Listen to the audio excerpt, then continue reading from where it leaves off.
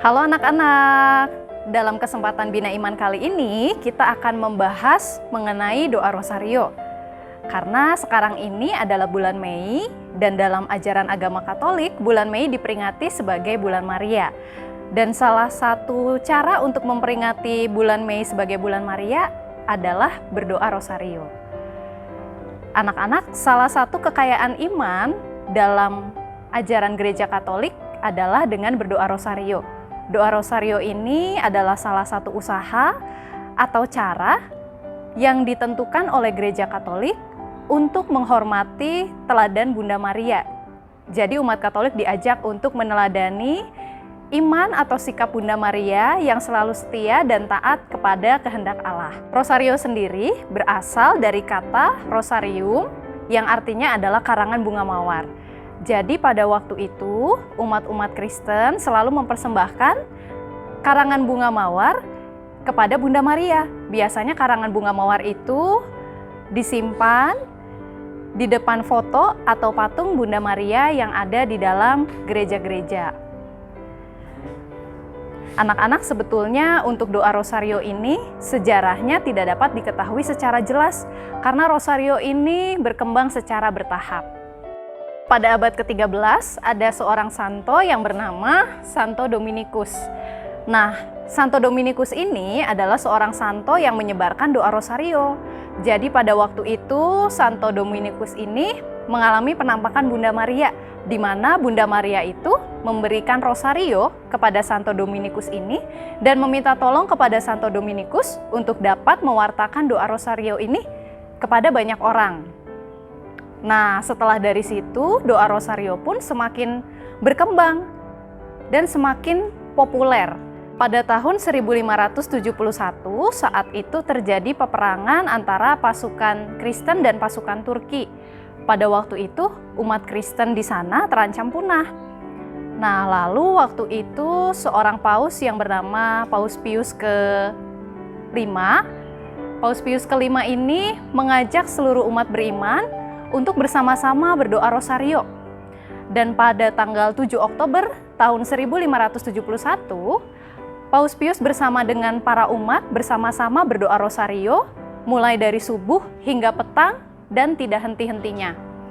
Dan pada akhirnya, pada hari itu, akhirnya umat Kristen menang atas pasukan Turki.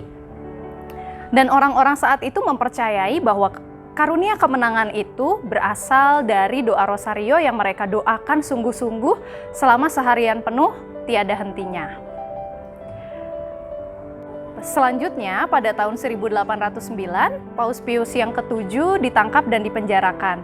Pada saat di dalam penjara, Paus Pius yang ke-7 ini berdoa Rosario dan berjanji apabila suatu saat nanti ia dibebaskan, ia akan mengumumkan hal ini dan menjadikan hal ini sebagai peringatan atau perayaan kepada Bunda Maria. Akhirnya 5 tahun kemudian, pada tanggal 24 Mei, Paus Pius ini dapat bebas dan bisa kembali ke Roma. Tahun berikutnya, Paus Pius yang ke-7 mengumumkan hari perayaan Bunda Maria sebagai penolong umat Kristen. Lama-kelamaan, devosi Rosario kepada Bunda Maria semakin dikenal. Dan pada tahun 1854, devosi Rosario ini dikenal oleh gereja dan bulan Mei diperingati sebagai bulan Maria. Anak-anak, sekarang kita akan belajar bersama-sama bagaimana caranya kita berdoa Rosario. Anak-anak, seperti yang sudah kita dengarkan tadi tentang sejarah doa Rosario, bahwa doa Rosario itu adalah sebagai tujuan utama kita untuk menghormati Bunda Maria sebagai Bunda Gereja dan Bunda Allah, yang dikenangkan melalui peristiwa-peristiwa dalam Rosario, yaitu ada peristiwa gembira, peristiwa sedih, peristiwa mulia, dan peristiwa terang. Pada hari Senin dan hari Minggu, kita akan mengenangkan peristiwa gembira. Di hari Selasa dan hari Jumat, kita akan mengenangkan peristiwa sedih. Di hari Rabu dan hari Minggu, kita akan mengenangkan peristiwa mulia. Dan di hari Kamis, kita akan mengenangkan peristiwa gembira. Tetapi ketika kita memasuki masa Advent, kita akan mengenangkan peristiwa gembira. Sedangkan di saat kita memasuki masa Prapaskah, kita akan mengenangkan peristiwa sedih, dan ketika kita masuki masa Paskah, kita akan mengenangkan peristiwa mulia. doa rosario tidak hanya dilaksanakan di saat bulan Mei dan bulan Oktober, tetapi kita bisa melaksanakannya kapan saja sesuai dengan kebutuhan kita. Adapun di saat kita melakukan doa rosario, kita bisa menggunakan ini sebagai bentuk atau sarana kita di saat kita berdoa. Kita semua tahu di saat kita berdoa rosario, kita akan mengulang doa Salam Maria sebanyak 10 kali dalam satu peristiwa. Berarti selama doa rosario ada 5 kali peristiwa, berarti 5 dikali 10 kali Salam Maria. Nah, anak-anak perlu diketahui rosario bukan hanya sebagai sekedar aksesoris, tetapi rosario adalah sebuah sarana yang kita pakai di saat kita berdoa. Tujuannya untuk apa? Agar ketika kita berdoa, fokus kita hanya kepada Tuhan, tidak terpecah-pecah kemana-mana. Nah, di sini perlu diketahui biji-biji rosario ini ada maknanya. Yang pertama, di salib ini ketika kita berdoa aku percaya. Kemudian di biji rosario yang pertama berdoa Bapa kami, dan biji rosario kedua, ketiga, dan keempat ini adalah 3 kali Salam Maria sebagai bentuk penghormatan kepada Bunda Maria yang dikandung tanpa noda.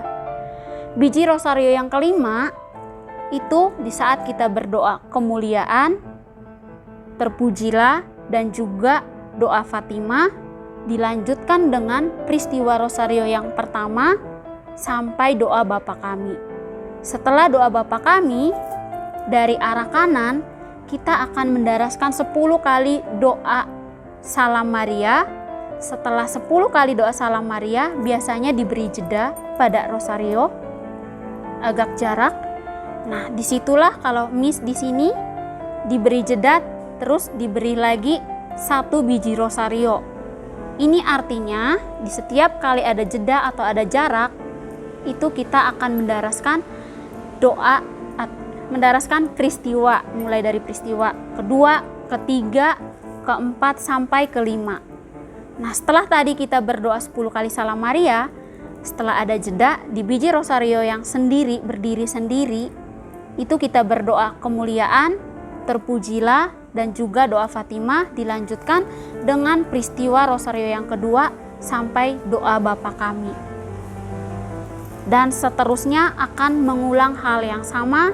Setelah 10 kali Salam Maria akan berdoa kemuliaan, terpujilah, doa Fatimah, dilanjutkan dengan peristiwa yang berikutnya sampai doa Bapa kami. Sampai setelah 5 peristiwa kita akan kembali ke sini untuk berdoa kemuliaan, terpujilah, dan juga doa Fatimah. Anak-anak, sekarang bulan Mei seperti biasa kita akan melaksanakan doa rosario. Anak-anak yang ada di rumah boleh mengikuti doa rosario yang dilaksanakan oleh Sekolah Talenta setiap pagi pukul 7 secara live streaming. Anak-anak juga boleh berdoa rosario di rumah, mengajak papa mama ataupun kakak adik untuk berdoa bersama. Karena apa? Keluarga yang rajin berdoa akan mendapatkan banyak berkat. Jadi jangan lupa ya, mengajak papa mama untuk selalu berdoa bersama.